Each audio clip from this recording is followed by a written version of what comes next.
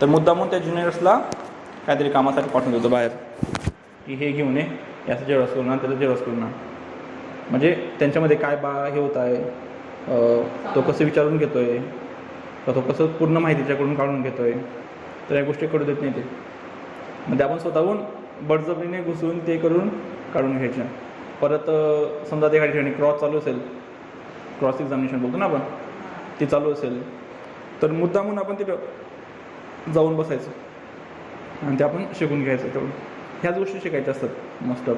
बाकी काय प्रोसिजर, तो पण सेम वाचणार आहे, तुम्ही पण सेम वाचणार. फरक एवढा पडतो फक्त की त्याने जेवढे 45 वर्षात अनुभव घेतलेले असतात तर ते आपल्याला डायरेक्ट 24-25 वर्षात ते भेटून जातात. म्हणजे आपल्याला 20 वर्ष थांबायची गरज नसते. समजलं? त्या गोष्टी काढून घ्यायच्या. आणि मी काय सांगत होतो मागच्या क्वेश्चन पेपरबद्दल. समजा आता डिपार्टमेंटच्या असतील, डिपार्टमेंट म्हणजे याच्या लॉच्या असतील, तर त्या क्वेश्चन पेपर मागून घ्यायच्या, त्याच्यामुळे तुम्ही प्रिपेअर करू शकता. क्वेश्चन पेपरचा फरक असा पडतो, आता आपला लॉ हा विषय आहे, ऑफलाईन एक्झाम होते कारण आता सगळं चालूच होतं आहे म्हणा. तर काय विषय असतो एक्झाम मागच्या क्वेश्चन पेपरचा, तर मागे कोणते कोणते प्रश्न त्यांनी विचारलेले आहेत त्या टॉपिकवर. आता आपला एक टॉपिक काय असतो, स्टॅटिक असतो एकदम. आता ए फायर झाला, ए फायरमध्ये 1, 2, 3 आणि 4 एवढे पॉईंट असतील, बरोबर. याच्यात पॉईंट किंवा बदलू शकतात. ज्यावेळेस एखादी अमेंडमेंट झाली, एखादी केस लॉ आली, त्यावेळेस पॉईंट बदलू शकतात, बरोबर. एकदा तुम्ही ए फायर वाचून घेतलं, मी आता याच्यासाठी सांगतो, JMFCसाठी सांगतो, जजची एक्झाम त्याच्याबद्दल. तर तुम्ही आता समजा 4 पॉईंट वाचून घेतले, तुमच्या लक्षात राहतील नाही राहतील त्याबद्दल काही नाही. पण जर तुम्ही मागच्या क्वेश्चन पेपर बघितले असतील आणि या 4 पैकी 3 टॉपिकवर प्रश्न आलेले असतील, बरोबर, तुम्ही ते 2-3 वेळा बघून घेतले, तुमचे 2-3 प्रश्न कधी चुकणार नाही. तुम्हाला कळून गेलेलं आहे की या 4-4 टॉपिकवरून प्रश्न आलेला नाही. तुम्ही जास्त करून कोणता टॉपिक लक्षात ठेवाल? 4था टॉपिक लक्षात ठेवाल, जे इतर लोक ठेवणार नाही. हे 3 गोष्टी तुम्हाला आरामात येतील. पण 4थी गोष्ट जो व्यक्ती लक्षात ठेवणार आहे, आता तुमचा जो कॉम्पिटिटर आहे, आता ती JMFC असं नाही आहे की एखादी कॉम्पिटिटिव्ह एक्झाम अशी नाही आहे की तुम्हाला 50% भेटले आणि तुम्ही पास झाले, असं नाही आहे. तुम्ही त्याच्यापेक्षा कसे वरचढ ठरताय, पॉईंट मार्काने, 1 मार्काने, 2 मार्काने, त्याच्यावर तुमचं हे असतं, सिलेक्शन असतं. आता मागच्या वेळेस 64चं मेरिट लागलं, बरोबर. याच्यावरती जे 100 मार्क्सवाला असेल किंवा 64 मार्क्सवाला असेल, पिन झाला. एखाद्याला 63.95 असतील, आऊट झाला, बरोबर. तर आता एखाद्या व्यक्ती जर मागच्या क्वेश्चन पेपर बघितले नाही येत, त्याला माहितीच नाही की कोणते प्रश्न आलेले आहेत, 1, 2, 3, 4, त्याला 4ही गोष्टी लक्षात ठेवाव्या लागतील. आता चान्सेस कुठे जास्त आहेत विसरायचे? 4 गोष्टी लक्षात ठेवण्यामध्ये, काही गोष्टी लक्षात ठेवण्यामध्ये. विसरायचे चान्सेस कुठे जास्त आहेत? ऑब्विसली जो 4 गोष्टी लक्षात ठेवतोय तर त्याला तर विसरणारच आहे तो 1-2 गोष्ट, बरोबर. पण जो 1 गोष्ट लक्षात ठेवतोय तर त्याला खूप कमी चान्सेस आहेत. मागच्या 19मध्ये प्रश्न आला होता, म्हणजे 20मध्ये 3 मार्च 1920ला झाली, 2020ला झाली होती आता एक्झाम JMFCची. तर grievous hurt on provocation section कोणता आहे असं, ग्रीवियस हर्ट ऑन प्रोवोकेशन. आता मागच्या जेवढे पण हर्टच्या प्रोव्हिजन होत्या ती मी ऑलरेडी मागच्या क्वेश्चन पेपरमधून कवर केल्या होत्या, बरोबर. मला फक्त ती 1 गोष्ट लक्षात ठेवायची होती. युनिक सेक्शन आहे 334 आणि 335. माझं ते सहज लक्षात आलेलं होतं. माझ्या सगळ्या मित्रांचा तो प्रश्न चुकला, माझा बरोबर आला. कशामुळे? मागच्या क्वेश्चन पेपर बघल्यामुळे, म्हणजे बघितल्यामुळे. रिपिटेशन हा कोणत्या पण एक्झामचा काय असतो, एक की पॉईंट असतो. मग तुम्ही तुमची लॉची एक्झाम घ्या, तुम्ही UPSC घ्या की तुमचं JMFC घ्या, ज्युडिशियल मॅजिस्ट्रेट फर्स्ट क्लासचे, मिनिमम 40% प्रश्न असतात ते रिपीट होतात, बरोबर. 40% प्रश्न मिनिमम. आता मेन्स, आता 25 तारखेला मेन्स झाले, त्याच्यापैकी 50% प्रश्न 2019चे होते. Same as it is, necessary parties, proper parties, set of, counter claim, same. Suit against government, तिथं नोटीसबद्दल विचारलं होतं, इथं फक्त मायनरबद्दल विचारलं होतं. तिथं मायनर, डिक्री अगेन्स्ट मायनर होतं, इथं मायनरच्या सूट होत्या सगळे प्रोव्हिजन्स. डिजेक्शन ऑफ प्लेंट, डिडिशन ऑफ प्लेंट, म्हणजे एवढे प्रश्न तिथं रिपीट होते. आता ज्याने आणि 19ची जी प्रश्नपत्रिका होती, 2017चे जे प्रश्न होते ते रिपीट झाले होते. म्हणजे 40% तरी मिनिमम असतात रिपिटेशन. मग तुम्ही इतरांपेक्षा पुढे कसे जाऊ शकतात? आता 40% प्रश्न आहे ते तुम्हाला आयते भेटत आहेत. आयते म्हणजे तुम्हाला फक्त काय गरज आहे, डेली फक्त 1 तास क्वेश्चन पेपर बघायचे 7 दिवसापर्यंत. तुमचे सगळे क्वेश्चन पेपर पाठ होऊन जातात. याच्या प्रिलिमचे राहो का मेन्स राहो, ठीक आहे. 40% तुम्हाला आयतं भेटलं. आता तुम्हाला किती करायचं आहे? 60% करायचं आहे. 60%पैकी 20% खूप सोपं असतं, ते तुम्ही ॲज अ जनरल म्हणून सहज लक्षात ठेवता. उरले किती? 40% उरले. जास्त फोकस कशावर द्यायचा आहे आपल्याला? 40%वर द्यायचं आहे, कारण तुम्ही ऑलरेडी 60% इतरांपेक्षा तुम्ही थोडं पुढे आहात, बरोबर. म्हणजे इतरांपेक्षा तुम्ही चांगले आहात त्याच्यामध्ये. आता एक जण लावतोय त्याची ताकद 100%, आणि तुम्ही तुमची ताकद लावताय फक्त 40%, कारण तुमचं ऑलरेडी 60% बरोबर कव्हर झालं आहे. आता 100% लावणारा किती पण वेळ लावेल, पण तो याच्यापैकी किती गेन करू शकतो? मॅक्झिमम त्याची कॅपॅसिटी समजा तो 60% गेन करू शकतो याच्यामध्ये. फक्त 40% तो विसरणारच आहे. त्याने किती पण त्याचं कष्ट केलं तरी पण तो काय करू शकतो? 60% गेन करू शकतो. तुम्ही फक्त 40%, याच्यापैकी तुम्ही 20% पण हे केले. 20% तर समजा आता काही कोणाला येणार नाही, खूप एक्स्ट्रा याच्यामध्ये असेल. तुम्ही 20% गेन केलं, तुमचे 60% आणि इकडे 20% किती झाले? 80% झाले. तुम्ही याच्यापेक्षा 20% पुढे आहात. तुम्ही किती पण मिस्टेक केल्या, तुमच्या सिली मिस्टेक झाल्या, समोरच्याने तपासण्यामध्ये थोडंसं घोळ केला असेल, 5% तुमचा लॉस झाला, तरी मग तुम्ही 15% त्याच्यापेक्षा पुढे आहात. आणि एक्झाममध्ये काय आहे तुमचं 0.001 जरी तुम्ही त्याच्यापेक्षा पुढे राहिले तरी पण तुम्ही सिलेक्टेड आहात. आणि 15% कुठे आणि तुमचा 0.1% कुठे, बरोबर. ह्या गोष्टी आपण म्हणजे व्यवस्थित लक्षात देत नाही. या गोष्टी जर आपण मागच्या क्वेश्चन पेपरने केल्या तर खूप असा फायदा होऊन जातो. यावर्षी कट ऑफ 64चा होता. मागच्या वेळेस मला 96 मार्क्स होते 100पैकी. याच पद्धतीमुळे मी ही पद्धत वापरतो. तर सर MPC याला जजच्या एक्झामला ते 4 पण प्रश्न याचे होते. मला माहिती आहेत कोणते कोणते चुकलेले. एक होता सिम्पल मॉर्गेजचा. सिम्पल मॉर्गेजचा कोणता की चार्जमध्ये कोणते प्रोव्हिजन ॲप्लिकेबल होतात, सेक्शन 96, 97 आहे. तर ट्रान्सफर ऑफ प्रॉपर्टीचा तर चार्जच्या प्रोव्हिजन ॲड होतात. मी बरोबर क्लिक केलेलं, पण ते चुकून तिकडे हे करून आलेलो, मार्क करून आलेलो. सिली मिस्टेक होतात म्हणा एवढे तेवढ्या.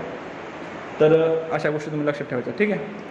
हे JMSCसाठी म्हणजे तुमच्यासाठी सांगितलं मी. तुमच्या पुढच्या वर्षापासून तुम्हाला अपेअर होऊ शकतात त्याला. म्हणजे आतापासून लक्षात राहिलं तर तुम्हाला त्या गोष्टी कळतील, ठीक आहे. CPC तुम्ही केला नीट याच्या आधी थोडाफार तुम्ही, म्हणजे जेवढं आतापर्यंत शिकवलेलं आहे तेवढं तरी थोडंफार, ठीक आहे. आपण CPC बऱ्यापैकी कवर केलेलं आहे. आपले फक्त स्पेशल सूट बाकी आहेत. स्पेशल सूट म्हणजे ते order, suit against government, suit by or against minor, ठीक आहे. नंतर स्पेशल सूट आहेत, इंटरप्रिटर सूट आहेत, ते सूट बाकी आहेत. आपण जस्ट मागचं काय आहे ते थोडं रिवाईज करू फक्त तुम्हाला कळण्यासाठी. आपण स्टार्ट केलं होतं कशापासून? ज्युरिडिक्शनपासून. ज्युरिडिक्शन बोलो.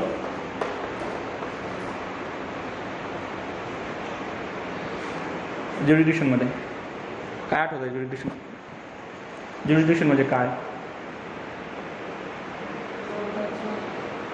पॉवर्स म्हणजे कोर्ट त्याच्यामध्ये ते मॅटर ॲड्ज्युडिकेट करू शकतं का, बरोबर. तर त्याचे पॉवर असतात. तर त्याचे टाईप्स कोणते कोणते शकतात? टाईप्स तर पहिले तर सब्जेक्ट मॅटर असतं.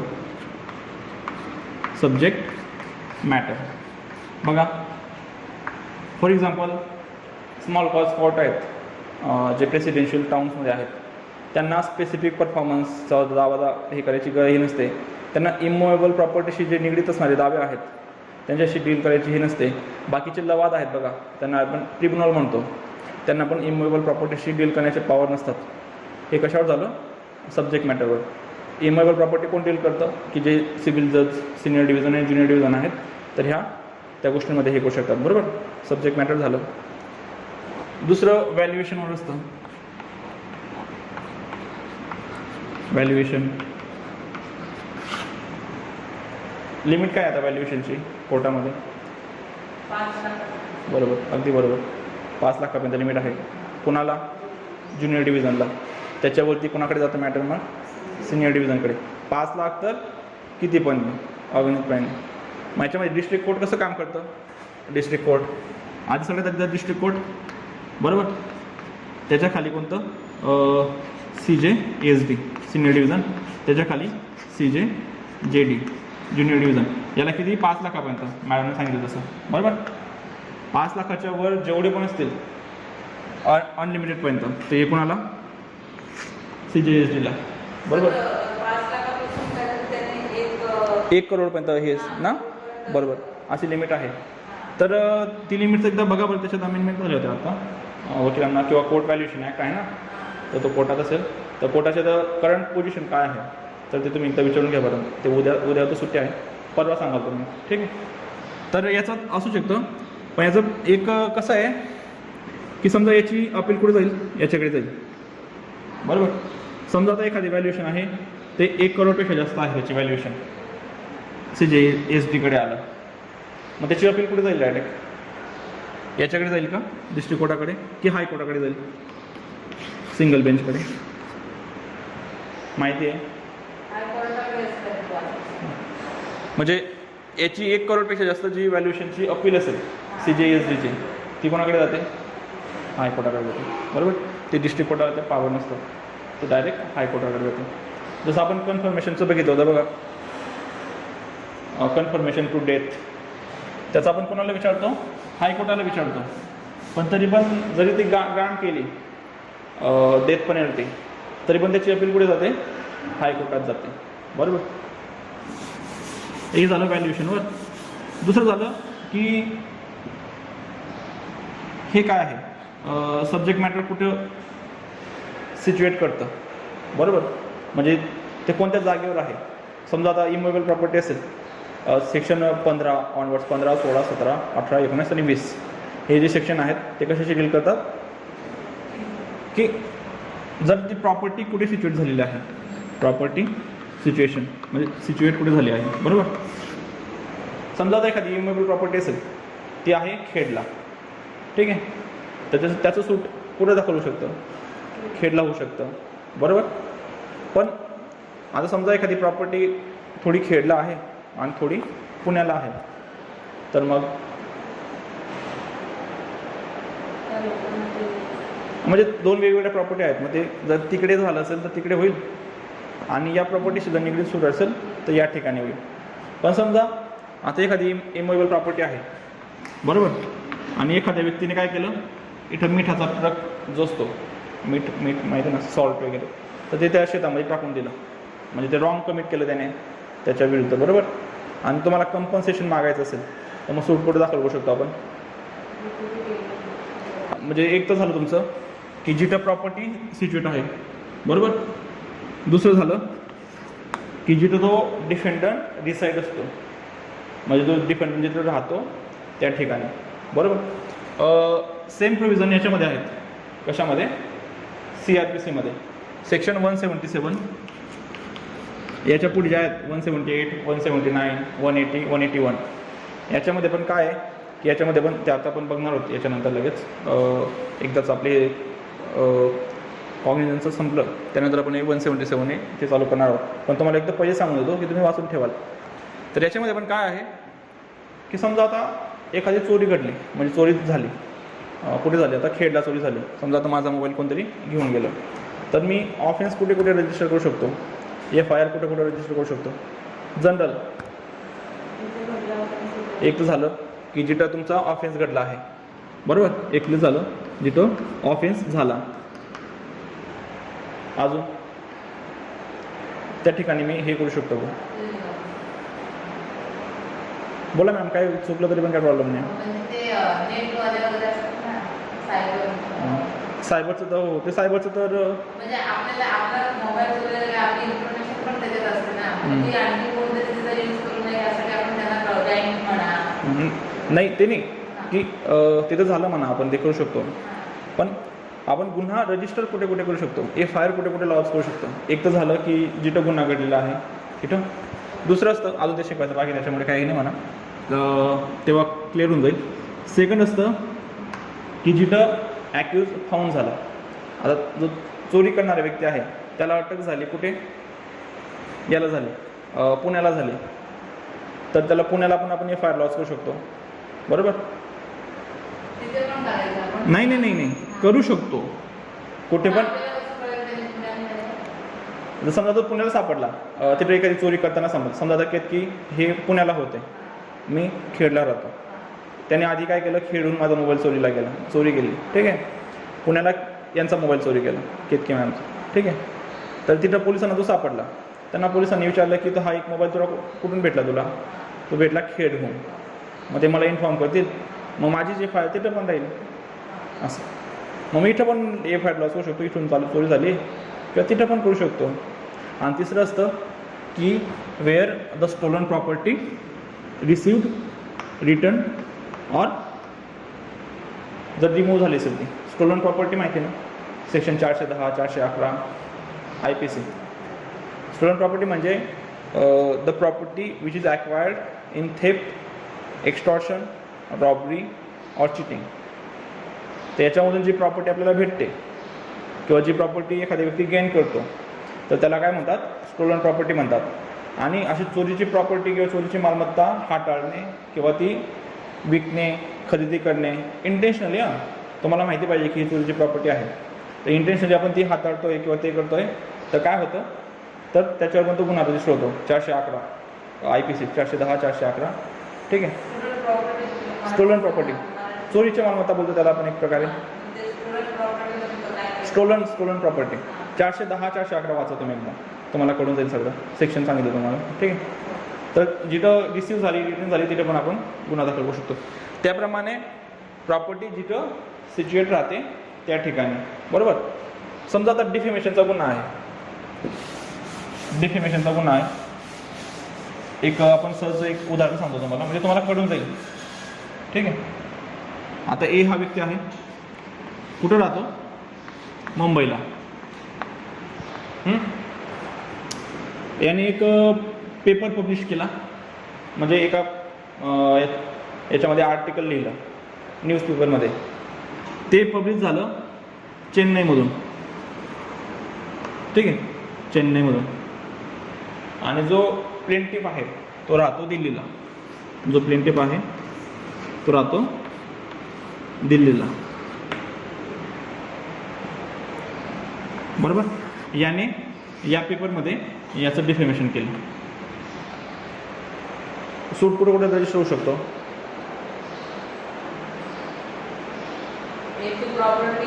नाही, प्रॉपर्टी नाही, डिफेमेशन. हा पेपर आहे न्यूजपेपर, तो चेन्नईला पब्लिश होतो. ठीक आहे. चेन्नईला काय होतो, पब्लिश होतो. आणि डिफेंडंट राहतो याला, दिल्लीला. एक तर झालं दिल्लीला होऊ शकतो आणि एक राहील चेन्नईला होऊ शकतो. पण जो प्लेंटिफ जिथे राहतोय त्या ठिकाणी होऊ शकत नाही. असं का बरं? याच्या मागचे ज्युरिस्प्रुडन्स काय?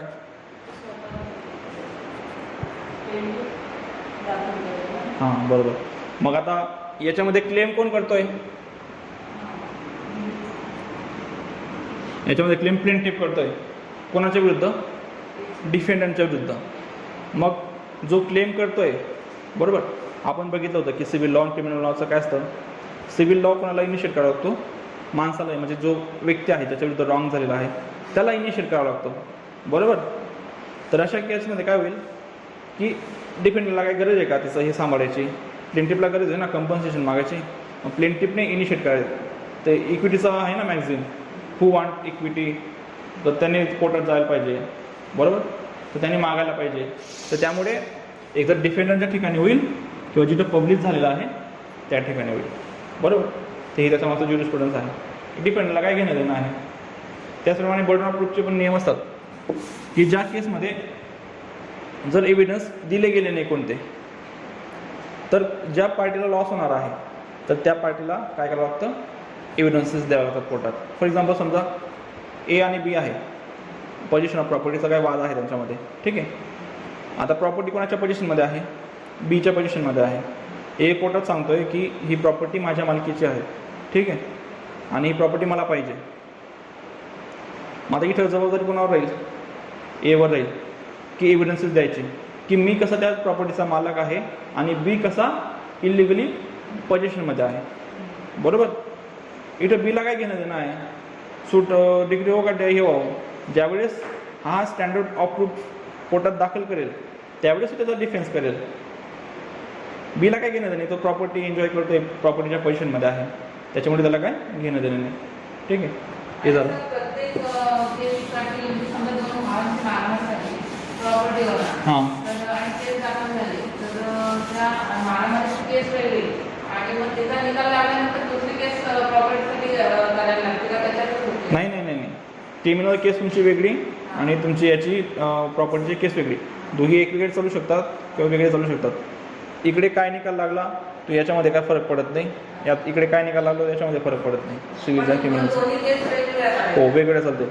फक्त याच्यात हो याच्या फक्त एवढं असतं की प्रिव्हियस जे जजमेंट असतं तर ते केव्हा ॲप्लिकेबल असतं. म्हणजे ते एव्हिडन्सचे नियम आहेत सेक्शन 36 to 40 पर्यंत की when judgment relevant under criminal proceeding or civil proceeding. समजा आता इन्सॉल्व्हन्सीचं जर असेल की तुम्हाला एखाद्या कोर्टाने इन्सॉल्व्हंट डिक्लेअर केलं असेल तर ते जे इन्सॉल्व्हन्सीचं आहे ते सगळ्यांना ॲप्लिकेबल होऊन जाईल. त्याच्याविरुद्ध समजा एखाद्याने जर हे केलं, काय केलं की माझ्या याच्याकडे पैसे आहेत, रिकव्हरी ऑफ मनीचा दावा दाखल केला, तो सहज डिफेन्स घेऊ शकतो. बघा सर मी इन्सॉल्व्हंट आहे, हे बघा कोर्टाचं जजमेंट आहे, आय एम इन्सॉल्व्हंट. आता मी याला काय देऊ, तर ते सूट चालणार नाही पुढे. म्हणजे ते जजमेंट चालू शकतात 36 to 40 एव्हिडन्स ॲक्टचं. बघा झालं. परत ज्युडिशियलमध्ये येतं सेक्शन 9. सेक्शन 9 काय सांगतं, सेक्शन 36 to 40, 41 पण त्याच्यामध्ये 41, 42 त्याच्यात बघा तुम्हाला दिसून जाईल लगेच. सेक्शन 9 काय सांगतं ज्युडिशियलचं, CPCचं. तुम्ही बघितलं का, वाचलं का सेक्शन 9? नाही वाचलं? ठीक आहे. तर सेक्शन 9 सगळ्यात महत्त्वाचं आहे.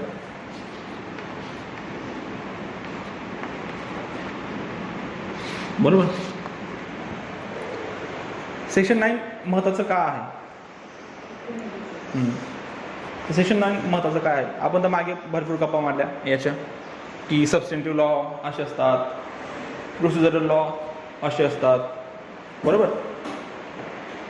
तर सबस्टेंटिव्ह लॉ म्हणजे ज्याच्यात आपले राईट्स किंवा रेमेडीज दिलेले असतील. प्रोसिजरल लॉ म्हणजे ते कसे इफेक्टेड करायचे किंवा काय करायचे. पण अशा आपण बोलतो एका वेळेस. पण जर सेक्शन 9 मध्ये काय सांगितलेलं आहे तर the court has a power to deal with the court has power to deal with any case of civil nature. बरोबर. Except expressly or impliedly barred. वाचा बरं ते काय सांगतं सेक्शन 9. फक्त पहिलं 2 ओळीच.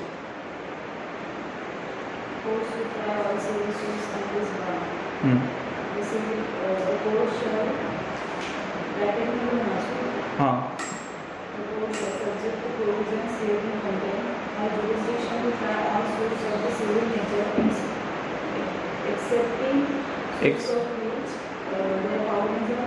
Expressly impliedly bard. बरोबर. सेक्शन 9 काय सांगतं इकडे की ठीक आहे तुम्हाला तुमचे प्रोसिजरल लॉ म्हणजे सबस्टेंटिव्ह लॉ आणि प्रोसिजरल लॉ. बरोबर.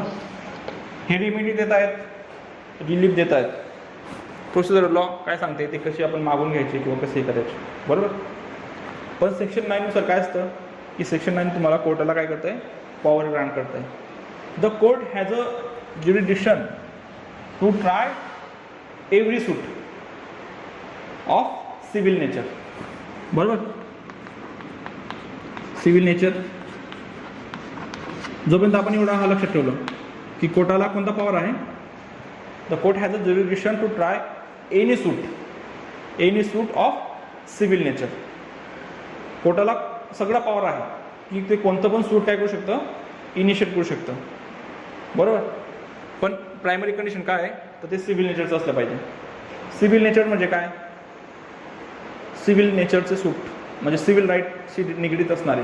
सिव्हिल राईट म्हणजे काय की जे राईट्स आपल्याला एखाद्या कायद्याने दिलेले आहेत किंवा आपल्याला काय केलेलं आहे की एखाद्या प्रोसेसमधून ते आपल्याकडे आलेलं आहेत. फॉर एक्झाम्पल समजा तुम्हाला कॉन्स्टिट्यूशनने कोणते राईट दिलेले आहेत, फंडामेंटल राईट दिलेले आहेत. बरोबर. ते जर व्हायलेट झाले तर तुम्ही रीट दाखल करू शकतात. रीट कोणती प्रोसिजर झाली? सिव्हिल प्रोसिजर झाली. बरोबर. समजा एखादी कॉन्ट्रॅक्ट ॲक्ट असेल तर त्याने तुम्हाला एखादे राईट्स दिलेले असतील तर ते सिव्हिल नेचरचे राईट्स, क्रिमिनल नाही, सिव्हिल नेचरचे जेवढे पण राईट्स आहेत, बरोबर, तर ते इनिशिएट करायचा कोणाला असतो अधिकार? कोर्टाला असतो. पण त्याच्यावर कंडिशन कोणत्या कोणत्या टाकलेल्या आहेत? The suit shawl not be expressly, बरोबर, और इम्प्लाइडली बार्ड.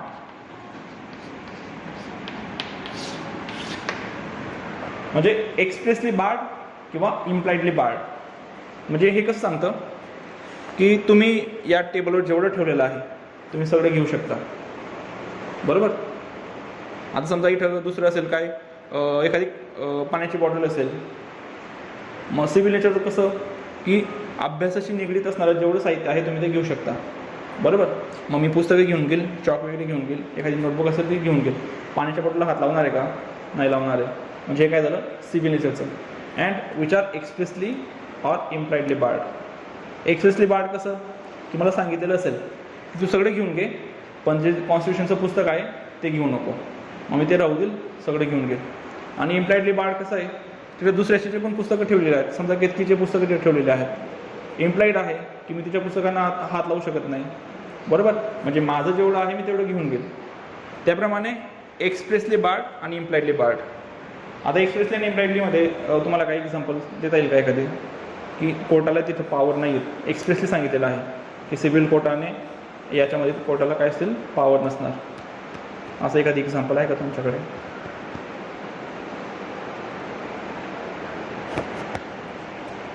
म्हणजे तुम्ही बघितलं असेल जनरल याच्यामध्ये एक्सप्रेसली किंवा इम्प्लाइडली बार्ड आहे. आपण जस्ट आता एक बघितलं ना की जे स्मॉल कॉज कोर्ट आहेत, तर त्या ॲक्टनुसार स्मॉल कॉज कोर्ट आहेत त्यांना इमूवेबल प्रॉपर्टी आणि जे स्पेसिफिकली परफॉर्मन्स ऑफ कॉन्ट्रॅक्टचे जे सूट आहेत ते चालवता येत नाही. ते पण काय आहे? सिव्हिल कोर्ट आहे का नाही, पण ते आपण एक्सप्रेसली बार्ड करून ठेवलेलं आहे, बरोबर. दुसरं झालं आर्टिकल 262 ऑफ इंडियन कॉन्स्टिट्यूशन. तिथं सांगितलेलं आहे की 2 स्टेटमध्ये जेवढे पण काय असतील इंटरस्टेट वॉटर डिस्प्यूट असतील तर ते हायकोर्ट म्हणजे सुप्रीम कोर्ट सोडवणार नाही, त्याच्यामध्ये कोणतीच दखल घेणार नाही. तर ते कशात मार्फत जातील? तर ते जातील लवादामार्फत, म्हणजे आर्बिट्रेशन मार्फत ते सोडवले जातील, बरोबर. ते काय झालं? एक्सप्रेसली बार्ड झालं. आता इम्प्लाइडली बार्ड म्हणजे काय?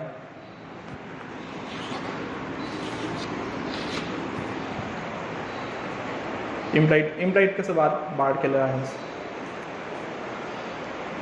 एक्सप्रेसली बार्ड म्हणजे की by the express provision of any statute और any law, if the jurisdiction of civil court is barred by such statute, then such condition can be called as a expressly barred. And impliedly barred म्हणजे काय?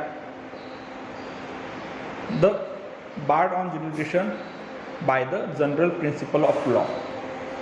म्हणजे general principle कोणते? रेस ज्युडिकाटा आहे, section 11 of civil procedure code. तो काय सांगतो की if any matter finally adjudicated between the same parties on the merit of the case, त्याच्यानंतर इदर पार्टी म्हणजे त्या पार्टीपैकी सेम कॉज ऑफ ॲक्शनवर त्यांना सूट दाखल करता येत नाही, बरोबर. मग समजा आता 2 पार्टी आहेत, दोघांमध्ये काय झालं? एखादी सूट इन्स्टिट्यूट झालं किंवा ते काय झालं, सूटचं काय झालं की डिस्पोज झालं, फायनल डिस्पोजिशन झालं. तर दोघांपैकी जी एक पार्टी आहे तर ती परत एखाद्या कोर्टात गेली सेम कॉज ऑफ ॲक्शनवर, तर ते सूट चालणार नाही. कशामुळे चालणार नाही? कारण ते प्रिव्हियसली काय झालेलं आहे?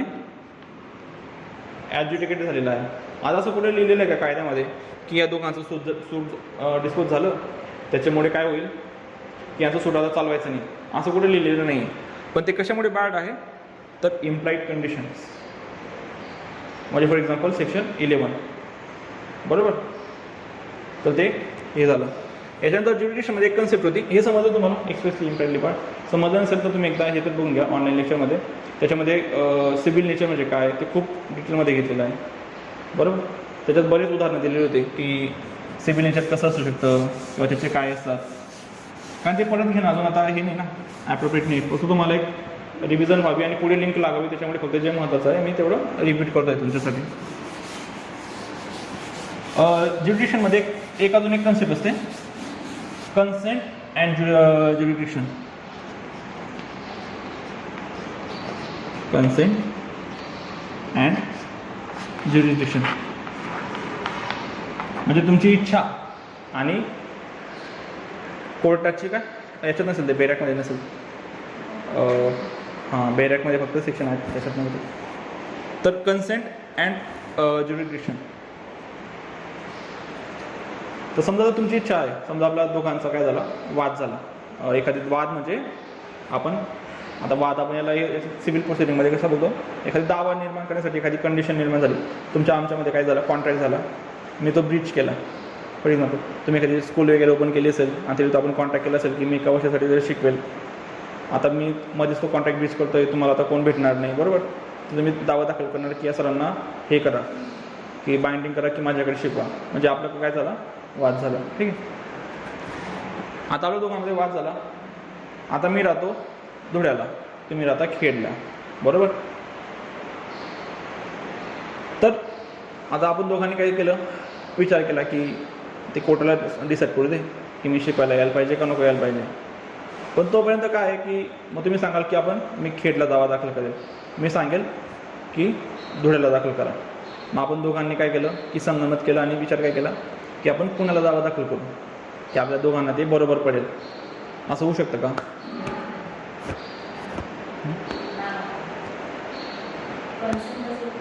कन्सेंट नसेल तर होऊ शकतं.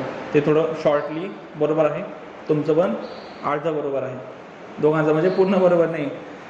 बघा, जर कोर्टाला ज्युडिक्शन नसेल तर कन्सेंट, तुमचं इस्टॉपल, तुमचं वेवर, तर हे काय करत नाही, कोर्टाला ज्युडिक्शन देत नाही.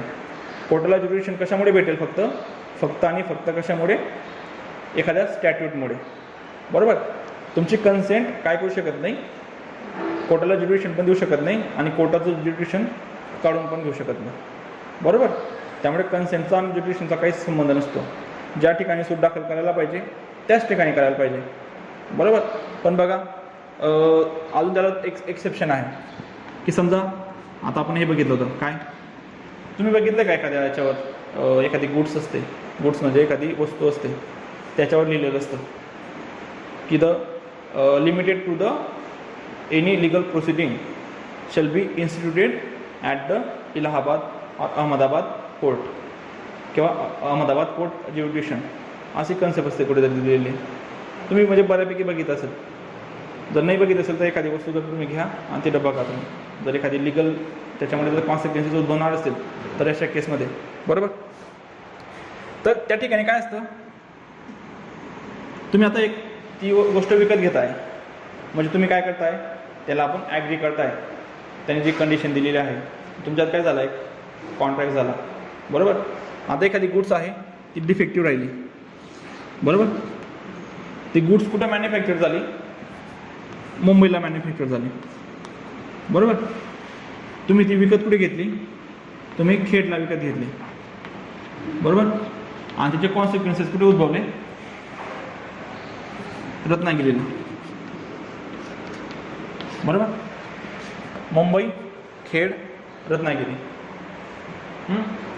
आता या ठिकाणी कोर्टात ज्युडिक्शन कुठे कुठे राहील, एक तर ती जी प्रॉपर्टी जिथं प्रोड्यूस झालेली आहे, बरोबर, आणि त्याचे कॉन्सिक्वेन्सेस जिथं काय झाले आहेत, इन्शूर झालेले आहेत. ते विकत कुठे घेतली ते काय काम हे नाही.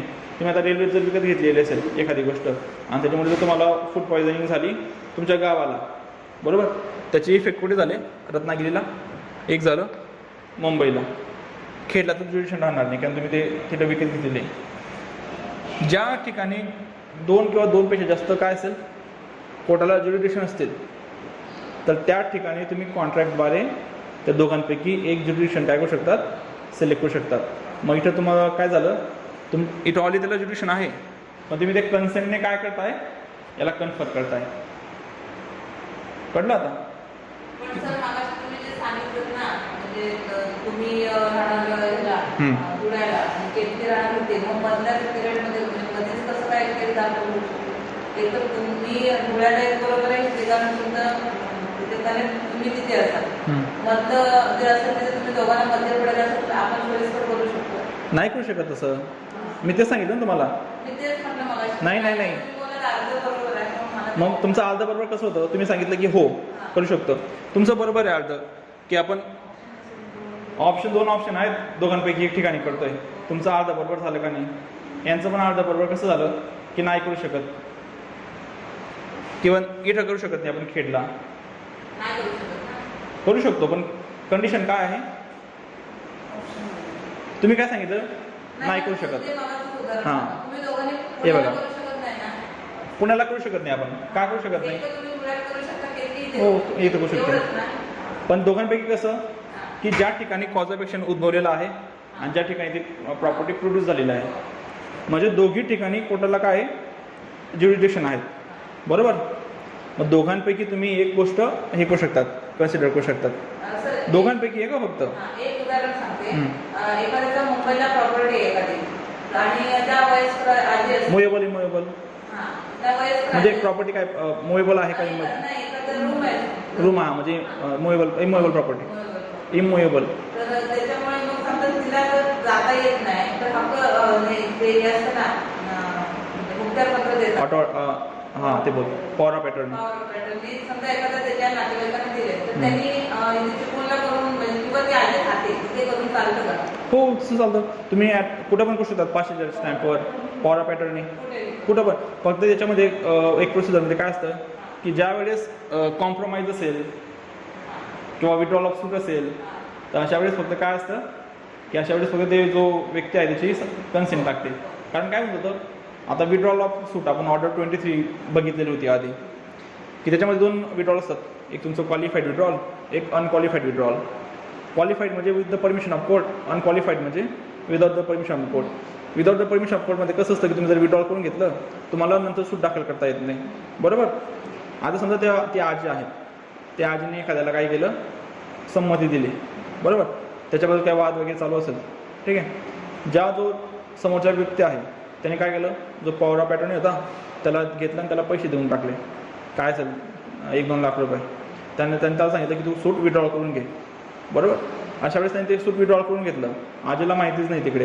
यांनी जर अनक्वालिफाईड विड्रॉल केलं असेल तर लिगल कॉन्सिक्वेन्सेस उभू शकतात ना त्याचे. मग त्याच्यामुळे फक्त अशा केसमध्ये काय असेल की जी कन्सेंट आहे ती लागते. जसं की रिप्रेझेंटेटिव्ह सूट आहे, ऑर्डर 1 रूल 8 रिप्रेझेंटेटिव्ह सूट, त्याच्यामध्ये पण विड्रॉलसाठी किंवा कॉम्प्रोमाइजसाठी सगळ्यांची संमती लागते नाही किंवा कोर्टाची परमिशन लागते त्याला. मग कोर्ट बाकीच्या गोष्टी लक्षात घेतं आणि तेव्हा विड्रॉल करतं. अजून एक केस असते याची, सूट अगेन्स्ट मायनर किंवा सूट बाय मायनर असतं, तिथे पण कॉम्प्रोमाइज आणि विड्रॉलसाठी काय लागतं तर याची परमिशन लागते, कोर्टाची परमिशन लागते, बरोबर. तुम्ही जे सांगताय ना आपण ते याच्यात बघणार आहोत, कशामध्ये, सूट अगेन्स्ट मायनर किंवा सूट बाय मायनर असतं ना, त्याच्यामध्ये पण आता मायनर व्यक्ती काय सूट दाखल करू शकत नाही किंवा काय करू शकत नाही, पण त्याच्या बाजूने नेक्स्ट फ्रेंड किंवा गार्डियन तर याच्यावर काय करतो, सूट दाखल करतो, बरोबर. हे कळलं तुम्हाला की 2 किंवा 2 पेक्षा जास्त जर कोर्टाला ज्युरिडिक्शन असेल तर तुम्ही बाय कॉन्ट्रॅक्ट तुम्ही एका कोर्टाला ज्युरिडिक्शन देऊ शकता त्याच्यापैकी, पण ज्या कोर्टाला ज्युरिडिक्शन नसेल त्या ठिकाणी तुम्ही करू शकत नाही.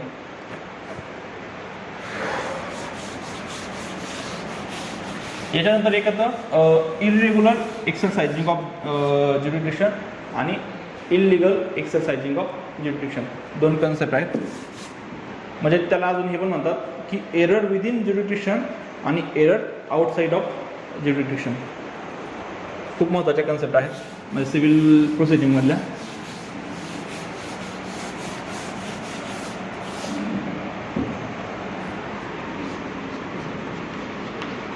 एरर विदिन हे झालं विदिन ज्युरिडिक्शन आणि हे आउटसाईड ऑफ ज्युरिडिक्शन, ते लक्षात ठेवा फक्त.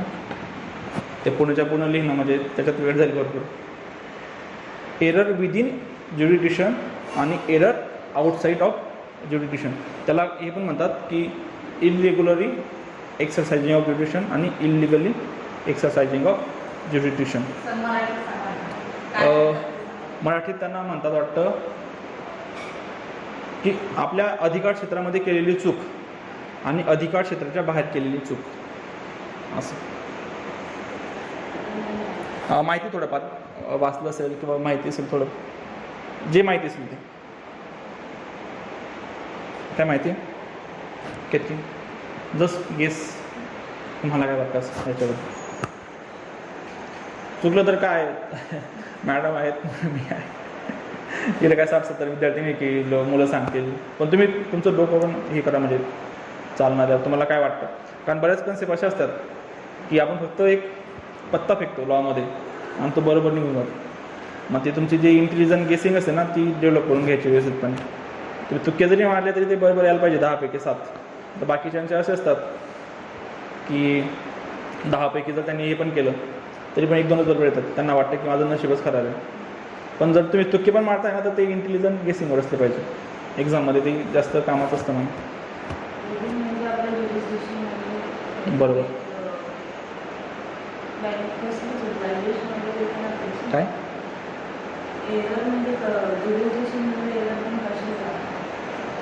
म्हणजे एरर विदिन ज्युरिडिक्शन नाही तसं नाही एरर विदिन म्हणजे समजा त्याच्याकडे केस दाखल झाली असेल किंवा काय झालं असेल बरोबर मग एरर विदिन ज्युरिडिक्शन केस वगैरे चालू आहे त्याच्याकडे आणि एरर आउटसाईड ऑफ ज्युरिडिक्शन असं कन्सेप्ट काय असते एक तर तुम्हाला कोर्टाला काय पाहिजे ज्युरिडिक्शन पाहिजे बरोबर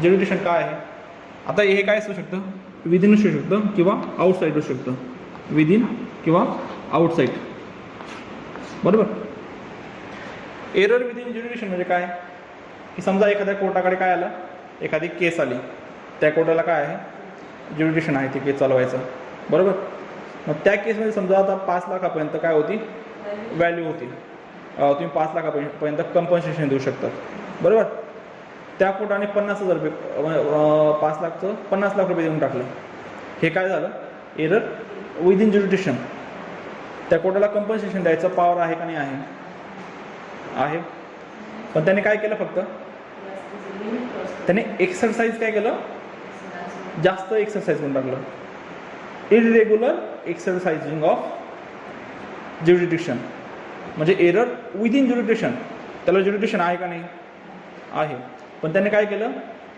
तर त्या ज्युरिडिक्शनमध्ये त्याने काय केलं की त्याने एक्सेस करून टाकलं त्या ज्युरिडिक्शनला बरोबर आणि एरर आउटसाईड ऑफ ज्युरिडिक्शन काय असतं त्याला ज्युरिडिक्शन नाही ते चालवायचं समजा आता काय होतं स्मॉल कॉज ऑफ कोर्ट आहे त्याला ज्युरिडिक्शन आहे का कसलं इमोवेबल प्रॉपर्टीचं सूट डील करण्याचे किंवा स्पेसिफिक रिलीफचे सूट हे करण्याचे त्याने काय केलं स्पेसिफिक रिलीफ ऑफ आहे स्पेसिफिक रिलीफचे जे सूट आहेत ते काय केले त्याने चालवायला घेतले बरोबर आता त्याला आहे का ज्युरिडिक्शन चालवायचं नाही आहे बरोबर तर हे काय झालं एरर आउटसाईड ऑफ ज्युरिडिक्शन म्हणजे ज्या याच्यात अधिकार क्षेत्राबाहेर केलेली चूक अधिकारच नाही तर चूक काय करणार त्याच्यामध्ये बरोबर म्हणजे इलिगली एक्सरसाइजिंग ऑफ ज्युरिडिक्शन शब्द सेम वाटतात इरेग्युलर इलिगल फक्त त्याचे काय असेल इफेक्ट कोण की का मी ठेवली वाटते तिथे लायब्ररीमध्येच हो ठीक आहे आउटसाइड ऑफ ज्युरिडिक्शन दिले म्हणजे त्याने तरी पण त्याने ते काय केलं सूट दाखल समजा आता एक तुम्हाला साधं उदाहरण सांगतो स्मॉल कॉज ऑफ कोर्ट असतात स्मॉल कॉज कोर्ट माहिती आहेत ना स्मॉल कॉज म्हणजे ते प्रेसिडेन्शियल याच्यामध्ये असतात कोर्टाचा एक प्रकार आहे फॅमिली कोर्ट म्हणा त्याप्रमाणे यांना पॉवर कशाचे नसतात स्पेसिफिक रिलीफचे नसतात स्पेसिफिक परफॉर्मन्स ऑफ ग्रांट करायचे पॉवर नसतात एखाद्या वेळेस असू पण शकतात पण जनरली नसतात ठीक आहे तरी पण त्यांनी काय केलं स्पेसिफिक रिलीफचं काय केलं हे करून टाकलं बरोबर सूट दाखल करून घेतलं तर हे काय झालं error outside of jurisdiction outside बरोबर यांचा इफेक्ट वेगळा असतो फक्त इफेक्ट खूप महत्त्वाचा असतो याच्यामध्ये याचा इफेक्ट काय होईल याचा इफेक्ट काय होईल कमी करू शकतो कशामध्ये जर एखादी रिव्हिजन असेल म्हणजे स्वतः जर नवीन हे केलं किंवा अपीलमध्ये कमी करू शकतो बरोबर आणि खालच्याचं काय होईल ते प्रोसिडिंगचं काय होईल खालची प्रोसिडिंगचं ते चुकीचंच ठरलं ना. चुकीची ठरेल. बरोबर, अगदी बरोबर. इफेक्ट खूप महत्त्वाचा असतो याच्यामध्ये. बघा, एखाद्या याला कोर्टाला ज्युडिक्शन होतं 5 लाखाचं, 50 लाख रुपये त्याने काय केलं, फाईन देऊन टाकला. बरोबर. आता इंटरेस्टिंग बात ही आहे याच्यामध्ये की याला काय ज्युडिक्शन आहे, पण त्याने काय केलं, इरेग्युलर एक्सरसाइज केलं. समजा जर त्या प्रोसिडिंगला अपील नसेल, अपीलची जर तरतूद नसेल किंवा जर त्याचं डिव्हिजन पण होत नसेल, तर ते जे 50 लाख असतं ना, तर ते फायनल राहील. इवन दो ती काय आहे, इरेग्युलर एक्सरसाइजिंग ऑफ ज्युडिक्शन आहे, इरेग्युलर आहे. ते फक्त तुम्ही कुठं क्युअर करू शकता, एकदा तुम्ही जर सूट दाखल केलं आणि निकाल दिला, तर जे निकाल देणारा कोर्ट आहे त्याला कोणतेच पॉवर राहत नाही त्याला कमी करायचं किंवा ते जजमेंट अल्टर करायचं. सेक्शन 152, 153 हे सेक्शन आहेत, त्याच्यामध्ये फक्त तो काय करू शकतो, ज्या क्लेरिकल मिस्टेक आहेत तर तो तेवढ्याच हे करू शकतो. त्याच्यामुळे जजमेंट देताना कोर्ट एवढं का हे कॉन्शियस असतं, एकदा जर जजमेंट पास केलं तर ते फक्त कशामध्ये क्युअर होईल, एक तर अपीलमध्ये किंवा जर रिव्हिजन असेल तर अवेलेबल रिव्हिजन.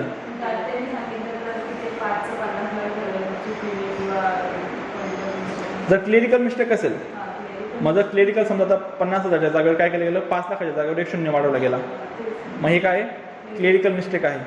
बरोबर. पण मग आता तुम्ही जर क्लेरिकल मिस्टेक जर वर्डमध्ये जर डिजिटमध्ये असेल 50, पण जर वर्डमध्ये जर 50 लाख असेल तर ते क्लेरिकल मिस्टेक नाही होऊ शकत ना. तर अशा वेळेस जरी ते इरेग्युलर एक्सरसाइजिंग ऑफ ज्युडिक्शन आहे तरी पण ते काय राहील, तर ते फायनल राहील. ते फक्त कुठं क्युअर होईल, अपीलमध्ये किंवा रिव्हिजनमध्ये. पण याचं उलटं असतं. कशाचं?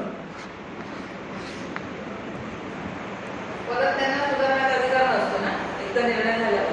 ते फक्त क्लेरिकल वगैरे ते असू शकतं मॅडम. बरं, ते एकदा वाचून घ्यायचं. याच्यामध्ये काय असतं की समजा आता तुम्हाला मी सांगितलं की त्याला अधिकार नसतो सुधारायचा आहे तसा, मग तुम्हाला मी हे पण सांगितलं सेक्शन, त्याला एक सेक्शन कोणते, सेक्शन 151, 152, 153 आहेत की ज्याच्यात क्लेरिकल मिस्टेक वगैरे तो काय करू शकतो, सुधारू शकतो. तुम्ही पुढचा पोर्शन आठवून ठेवला की त्याला अधिकार नसतो आणि तुम्ही सेकंड पोर्शन लक्षात नाही ठेवला आणि तुम्हाला जर कोणी विचारलं तर मग त्याचा इम्पॅक्ट काय होईल की अर्धवट ज्ञान आहे. मग त्यामुळे ते काय करायचं, आणि स्वामी विवेकानंद सांगतात ना की अनुभवांपेक्षा पण अर्धवट ज्ञान खूप जास्त हानिकारक असतं म्हणे. एक वेळेस तुम्ही ॲटॉम बॉम्बमध्ये वाचून जाणार पण अर्धवट ज्ञानामध्ये वाचणार नाही. बरोबर. तर त्या सगळ्या गोष्टी व्यवस्थितपणे लक्षात ठेवायच्या. याचा इफेक्ट काय होतो, तर ही जी प्रोसिडिंग असते ती नल अँड वॉइड असते. म्हणजे तिचा कोणताच इफेक्ट नसतो, त्याला अपील राहावं नको राहावं, तर ती प्रोसिडिंग काय राहील, ती नल अँड वॉइड राहील. बरोबर. वरची प्रोसिडिंग काय राहील, ती रेग्युलर प्रोसिडिंग राहील. आणि इव्हन तो ते इरेग्युलर आहे केलेलं, बरोबर, तरी पण काय, ते फक्त पुढे क्युअर होईल. पण ती जी प्रोसिडिंग आहे ती, याच्यात सेक्शन 21 आणि 21A आहे ना, की समजा जर तुम्हाला काही असतील इनिशियल स्टेजला तुम्ही ते घ्यायचे, मग त्याच्यानंतर तुम्ही त्याला हे करू शकत नाही, चॅलेंज करू शकत नाही on the basis of jurisdiction. ठीक आहे. अजून याच्यामध्ये एक हे होतं महत्त्वाचं, याच्यात समजलं मॅडम तुम्हाला, समजलं?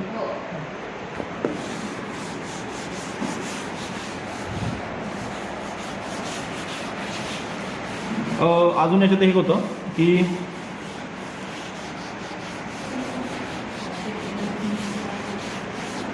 Exclusion of civil court, jurisdiction of civil court not readily inferred. 2019चा प्रश्न होता याचा, JUCचा मेन्स 19मध्ये स्टेटमेंट दिलेलं होतं की the jurisdiction of civil court cannot be readily inferred. Discuss, पुढे फक्त डिस्कस. म्हणजे सिव्हिल कोर्टचं ज्युडिक्शन सहजासहजी काढता येतं का.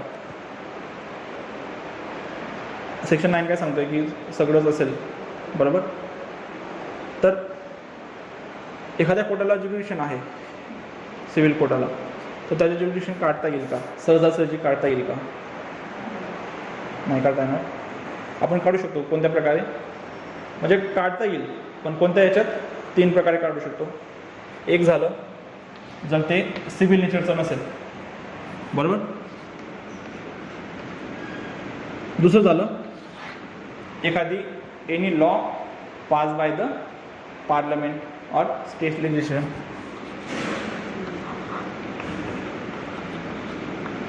Law pass by the parliament or state legislation.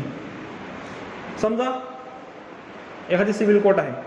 आज कायद्याने काय केलं, एखाद्या पार्लमेंटने कायदा पास केला आणि सांगितलं की या ज्या केसेस आहेत तर त्याच्या आपण त्या केसेस काढून घ्यायच्या.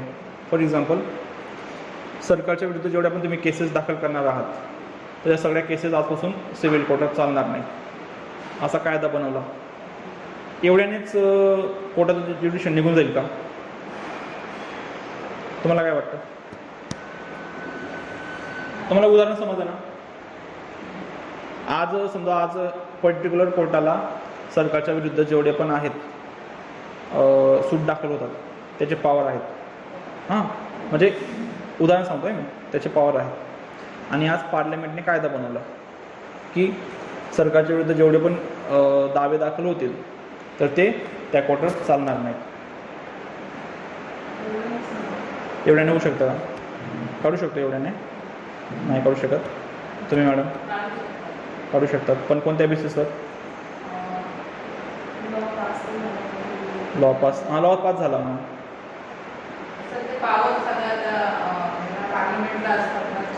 आहेत, नो डाऊट आहेत मॅडम पार्लमेंट. पण तुम्ही बघितलं असेल की ज्युडिशरी आणि पार्लमेंट दोन्ही इक्वल फुटिंगला आहेत. पार्लमेंट आणि ज्युडिशरी दोघी एक पण वर नाही एक पण खाली नाही, दोघी check and balance. Doctrine of separation of power, बरोबर, प्रोपाउंडेड बाय कोणी की सांगितली सेपरेशन ऑफ पॉवरची थेरी? मॉन्टेस्क्यू. ठीक आहे. तर त्याच्यानुसार दोघी आहेत, त्यामुळे एकमेकांमध्ये चेक अँड बॅलन्स ठेवतात. बरोबर. यावेळेस पण दोघांचं तुमचा अर्धा अर्धा बरोबर आहे. काढू शकतात, बरोबर. पण काढताना काय, काढताना त्यांनी काळजी घेतली पाहिजे. कोणती काळजी घेतली पाहिजे? तर केस होती धुलाबाई वर्सेस स्टेट ऑफ कोणता? State legislation. तुमचं विधानसभा विधान परिषद. ठीक आहे. जर पार्लमेंट किंवा स्टेट लेजिस्लेचर एखाद्या कोर्टाचं जर काही काढत असेल, काय जर ते पॉवर काढून घेत असेल तर त्याच्या याच्यामध्ये मग लोकांनी काय करायला पाहिजे? आता लोकांनी सूट पुढे दाखल करायला पाहिजे. मग तुम्ही त्याला एक पॅरलल काय असेल, काय पॅरलल कोर्ट असेल किंवा पॅरलल ट्रिब्युनल असेल तर तुम्ही काय करायला पाहिजे? इस्टॅब्लिश करायला पाहिजे. Tribunal or court. For example तुमचे टॅक्सचे जे आहेत, टॅक्सबद्दल सिव्हिल कोर्टाला पॉवर नाही आहेत तर टॅक्स ट्रिब्युनल बघतात.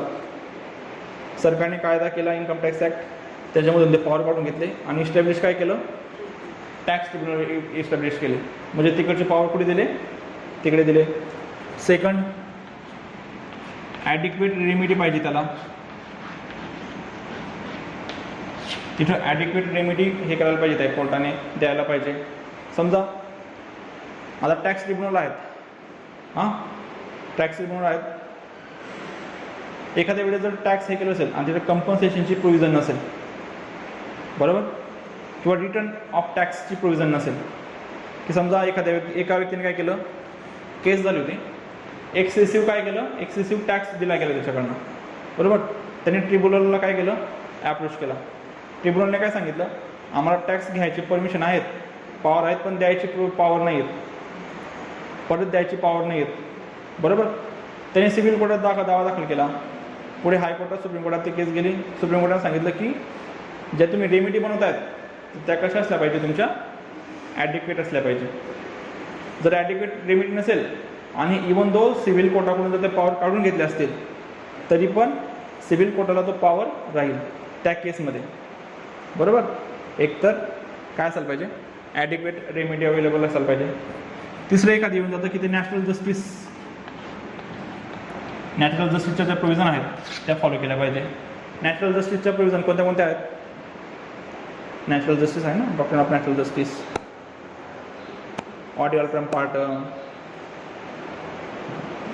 तर ते नो वन कॉजस सुमोस म्हणून आहे की नो वन कॅन बी जज in his own case. Audi alteram partem म्हणजे हर्ट अनदर साईड. तुमचं म्हणणं काय ते ऐकून घ्यायला पाहिजे. जर या ट्रिब्युनलमध्ये जर समजा हेच नसेल, समन्सच्या प्रोव्हिजन नसतील, नॅशनल जस्टिस काय होतं आहे, बॉलिट होतं आहे, तर अशा वेळेससुद्धा इवन दो सिव्हिल कोर्टाची पॉवर काढून घेतलेली आहेत, तरी पण अशा केसमध्ये काय असतं, सिव्हिल कोर्टाला पॉवर असतात. नंतर अशा केसमध्ये ऑटोमॅटिक सिव्हिल कोर्टाला पॉवर केव्हा येतात, समजा तो जो ॲक्ट आहे तो काय झाला, अनकॉन्स्टिट्युशनल और अल्ट्रा व्हायरस. अल्ट्रा व्हायरस म्हणजे कंपनी लॉची प्रोव्हिजन होतं ना, ultra virus, beyond the power, किंवा अनकॉन्स्टिट्युशनल म्हणजे तो काय असेल की संविधानाला हे नसेल, पूरक नसेल. तर अशा वेळेस जरी तिकडे पॉवर काढलेले जातात तरी पण सिव्हिल कोर्टाला पॉवर जातील त्या, इवन दो काय आहे ॲक्ट पास केलेला आहे तरी पण. बरोबर. समजा जर जे कोर्ट आहेत ते कोर्ट जर अल्ट्रा व्हायरस किंवा ते असतील नॅशनल जस्टिसचे जर रूल फॉलो करणारे नसतील, तर अशा वेळेस पण काय राहील, तर ते सिव्हिल कोर्टला पॉवर राहील. ठीक आहे, समजलं तुम्हाला सर्व जुडिशन? काय प्रश्न आहे याच्याबद्दल, जुडिशनबद्दल?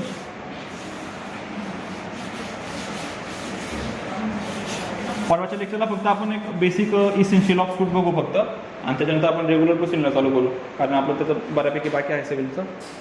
रेग्युलरचं कसं की त्याच्यात फक्त आपण इसेन्शियल्स ऑफ सूट ते परत एकदा डिस्कस करू, कारण काय आहे की ज्यावेळेस आपण स्पेशल सूट हे करू, डिस्कस करू, त्यावेळेस त्या स्पेशल सूटमध्ये काय असतं की जो एखादी जो पार्ट असतो की जो रेग्युलर सूटला ॲप्लिकेबल असणार असतो तो तिथं मिसिंग असतो. For example suit against government आहे, तिथं नोटीस बाइंडिंग असते 2 मंथ प्रायर नोटीस, पण आपल्या रेग्युलर सूटमध्ये द्यायची गरज नसते.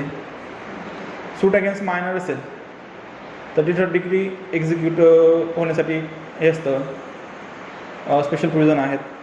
किंवा जर समजा आता कॉम्प्रोमाइज करायचं असेल किंवा विड्रॉल करायचं असेल तर त्याच्यासाठी काहीतरी वेगळ्या प्रोव्हिजन आहेत. नेक्स्ट फ्रेंडसाठी काहीतरी वेगळ्या प्रोव्हिजन आहेत की ज्या आपल्याला ज्या रेग्युलर सूट आहेत तर त्याच्यामध्ये आपल्याला दिसत नाही. बरोबर. फक्त आपण रेग्युलर सूटल्या जेवढे काही प्रोव्हिजन आहेत त्या इन शॉर्टमध्ये बघायच्या आणि त्याच्यानंतर काय आपण ते स्पेशल सूट चालू करू. अजून त्याचप्रमाणे असतं बघा कॉन्ट्रॅक्ट. आता एखादी जनरल कॉन्ट्रॅक्ट असेल तर याच्यामध्ये काय असतं, याच्यात 2 पार्ट असतात, एक तुमचा फॉर्मेटिव्ह पार्ट आणि एक दुसरा असतो ऑपरेटिव्ह पार्ट. फॉर्मेटिव्ह पार्ट म्हणजे कोणता की 2% पाहिजे, कन्सिडरेशन पाहिजे, त्यांचं ॲग्रीमेंट पाहिजे, दोघी काय पाहिजे, कॉम्पिटंट टू कॉन्ट्रॅक्ट पाहिजे. कॉम्पिटंट टू कॉन्ट्रॅक्ट पण ते मेजर असले पाहिजे. बरोबर. साऊंड माइंड असले पाहिजे, सेक्शन 10 सांगतं ना कॉन्ट्रॅक्ट ॲक्टचं, साऊंड माइंड असायला पाहिजे, नॉट डिस्क्वालिफाईड लॉ असायला पाहिजे. हा झाला तुमचा फॉर्मेटिव्ह पार्ट. आणि ऑपरेटिव्ह पार्ट कोणता असतो की डिलिव्हर प्रॉपर्टी असेल किंवा डुईंग एनी वर्क असेल. बरोबर. पण तुम्ही क्वासाय कॉन्ट्रॅक्ट बघितले असतील, quasi contract section 67 to 72 contract act, quasi contract बघितलं ना तुम्ही. याच्यात की लहान मुलाला ॲक्ट ऑफ नेसेसिटीज प्रोव्हाइड करणं. बरोबर. गॅशियस ॲक्टबद्दल हे करणं. आता लहान मुलाला तुम्ही काय केलं की जे जीवनावश्यक वस्तू आहेत तर तुम्ही प्रो टाकून टाकल्या, त्याच्यामध्ये तुमच्यामध्ये काही कॉन्ट्रॅक्ट झाला आहे का किंवा तो मेजर आहे का, नाही आहे. म्हणजे त्याच्यात फॉर्मेटिव्ह पार्ट नाही आहे पण ऑपरेटिव्ह पार्ट आहे का नाही, मग तरी पण त्यांना काय करतात, क्वासाय कॉन्ट्रॅक्ट हे करून देतात. बरोबर. तर त्याचप्रमाणे आपण स्पेशल सूट करून बघणार आहोत की स्पेशल सूटमध्ये काही प्रोव्हिजन नसतात किंवा ॲडिशनल असतात, मग त्याच्यामुळे त्यांना स्पेशल सूट हे केलेलं आहे. ठीक. हां. अरे हां ते का, हे बघा सिव्हिल केस आहे, क्रिमिनल केस आहे. क्रिमिनल केसमध्ये काय असतं, एक असतं तुमचा प्रोसिक्युशन, सरकारी पक्ष, त्याच्या विरुद्ध कोण असतो, ॲक्युज असतो. प्रोसिक्युशन और स्टेट, त्याच्या विरुद्ध कोण, तुमचा ॲक्युज्ड, आरोपी, सरकार विरुद्ध किंवा आरोपी. बरोबर. याच्यानंतर असतं समजा हे असेल ॲप्लिकेशन असेल कशासाठी, मेंटेनन्ससाठी, त्याच्यामध्ये काय असतं, ॲप्लिकंट आणि दुसरा कोणता असतो, नॉन ॲप्लिकंट. त्याला मराठीत काय म्हणतात, अर्जदार आणि हां